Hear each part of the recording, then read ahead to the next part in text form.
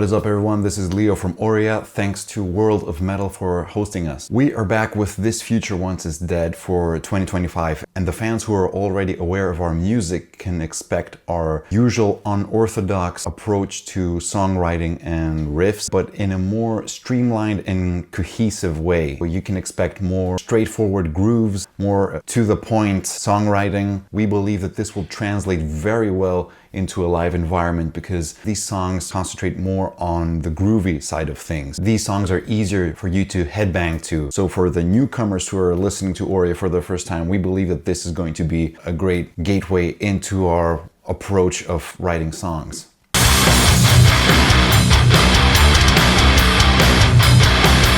This Future Once Is Dead is definitely a concept album. The story is used as a platform for us to voice our concerns about the evolution of technology and other social matters. The album touches subjects of overdependence on technology and artificial intelligence, and it even touches more extreme subjects like eugenics or transhumanism. So the main gist of the story is that a space mission to Mars goes terribly wrong, and the crew that are on board the spaceship have to find a way to get back. But because their spaceship went in a completely wrong way, the route back to Earth would take them about 40 years to return. So the crew on board start to panic, they start killing each other. In order to survive this hell, our main protagonist has a plan to infuse her body with a mechanical one in order to survive the trip. So eventually she makes it back home to Earth, and she finds herself in a future that she does not really recognize. With her new body, she has to travel around various settlements in a continent, and what she discovers on each settlement is explored through each song.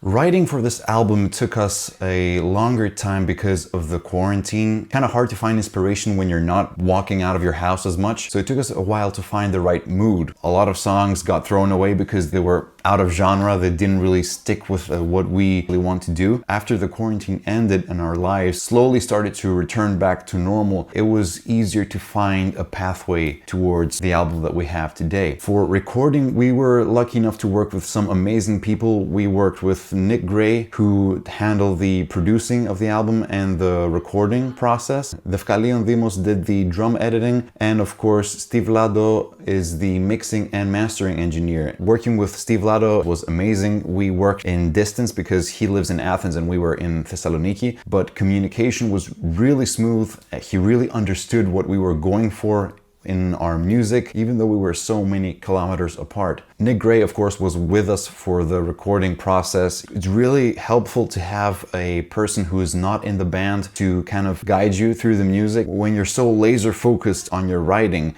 it's really easy to miss the bigger picture. So a producer really helps you see that and, of course, bring the best out of you. And this time around with recording, we were much more confident with ourselves. We knew what each of us was capable of doing. So when you know what you are capable of as a musician, things become way more efficient in the studio. So it was really hard work. We had long 6-hour sessions of recording guitars and vocals, but I really think it turned out great and we're very happy with the result.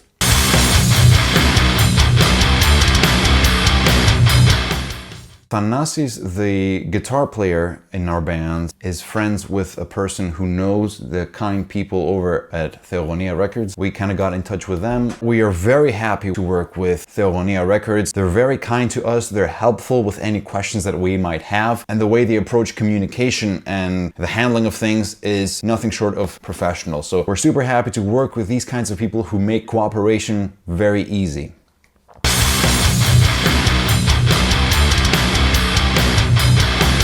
We are planning to play This Future Once Is Dead in its entirety in a few key cities in Greece, that's for sure. And then we have plans of exploring Central Europe and a bit of the Balkan region as well. So stay tuned to our social media for that. We will make the announcements when we are ready with the shows.